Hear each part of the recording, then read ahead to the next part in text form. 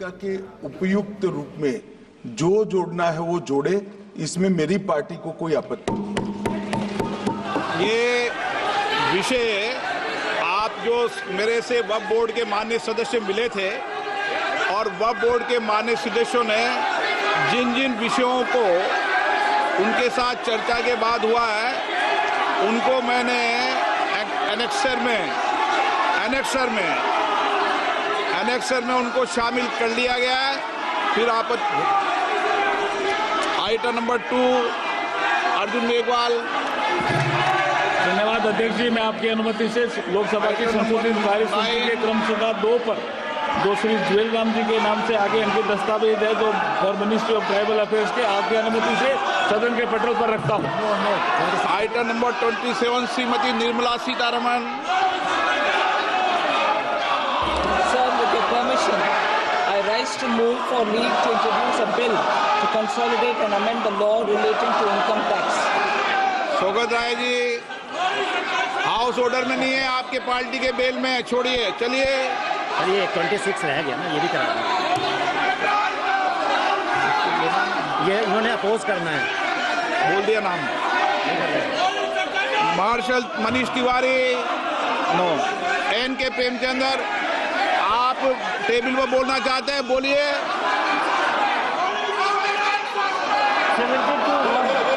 हाँ बोलिए बोलिए। वो आपकी पार्टी के बोल रहे हैं और आप सदन में हंगामा कर रहे हो।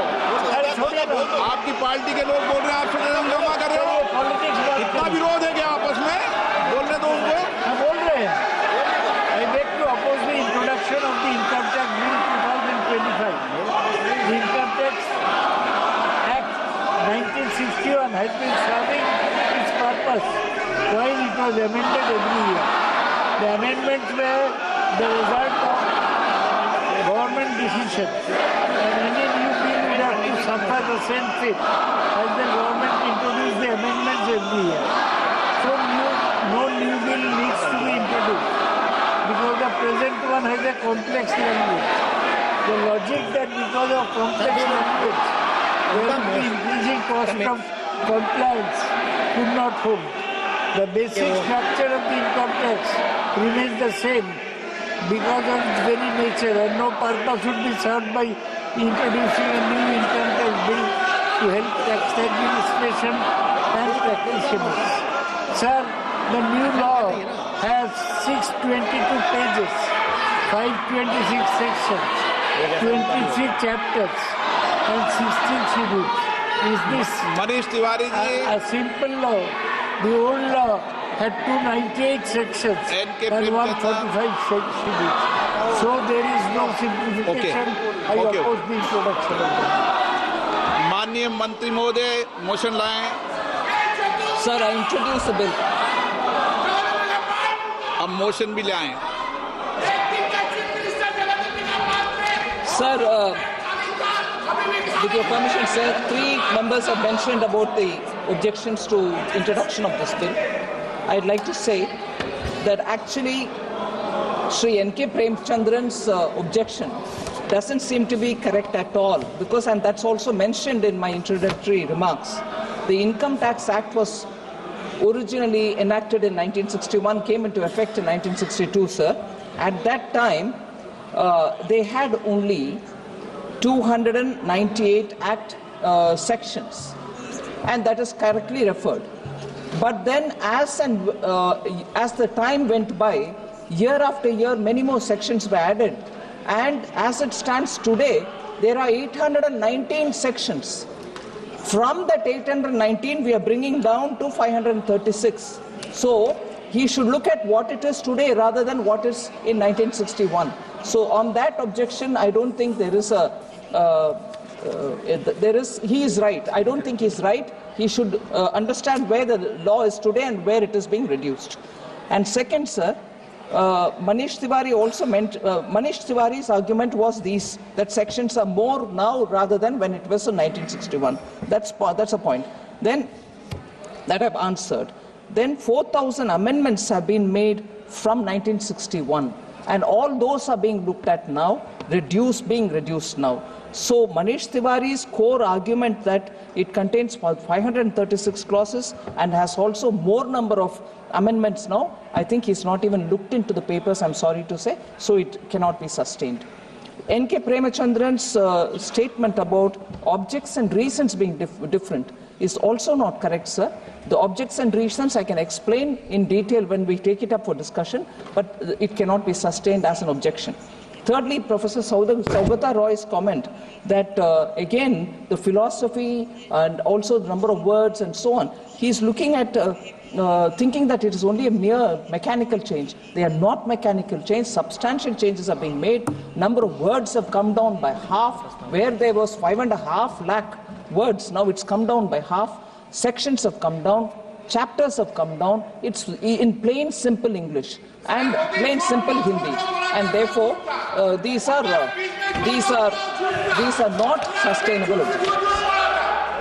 आप मोशन लाएं, माननीय मंत्री जी, मोशन ले आएं। पहले आप Sir, प्रश्न मैं पढ़ता हूं, फिर इसका मोशन लाना।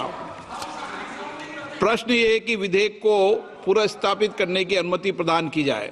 जो सदस्य इसके पक्ष में हाँ कहें, जो सदस्य विरोध में ना कहें। मेरे विचार में निर्णय हाँ वालों के पक्ष में, हाँ वालों के पक्ष में माननीय मंत्री विधेयक को पूरा।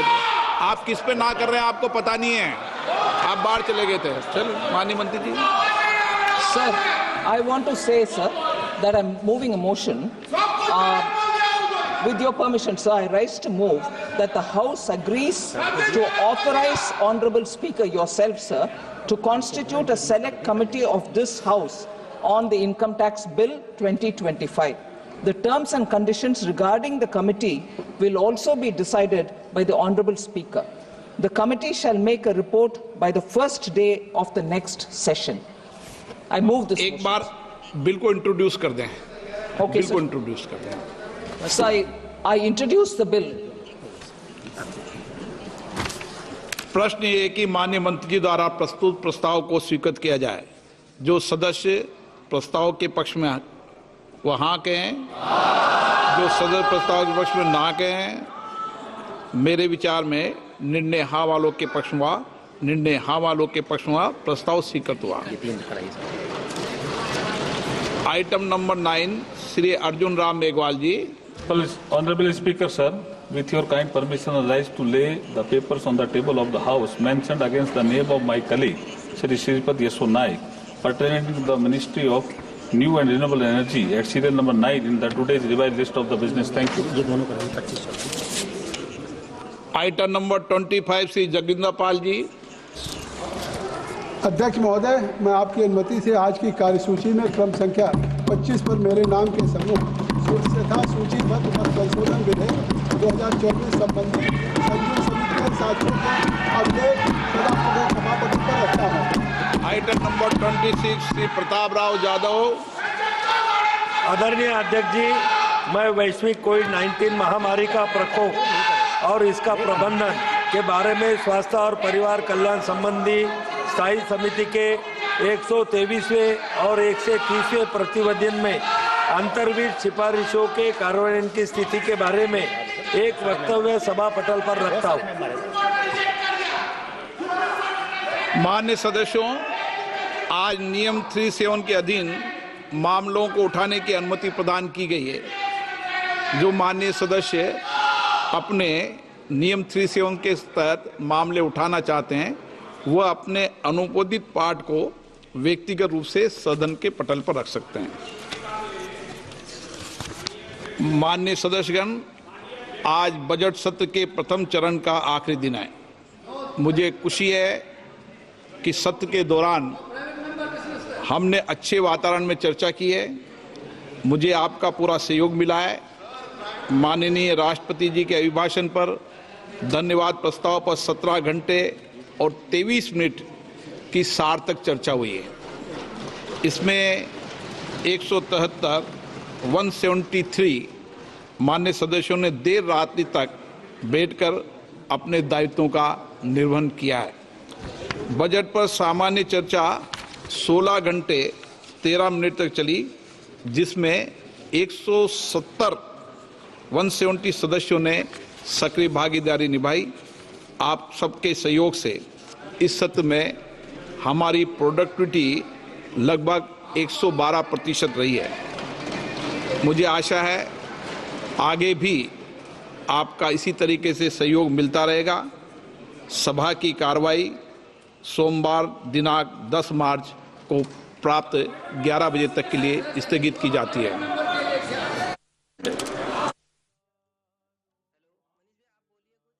देखिए, बड़ी खबर इस वक्त की, वित्त मंत्री निर्मला सीतारमण ने नया बिल पेश कर दिया है। नया आयकर बिल लोकसभा में पेश कर दिया गया और ध्वनिमत के साथ इस बिल को पारित किया है। लोकसभा स्पीकर ओम बिरला की तस्वीरें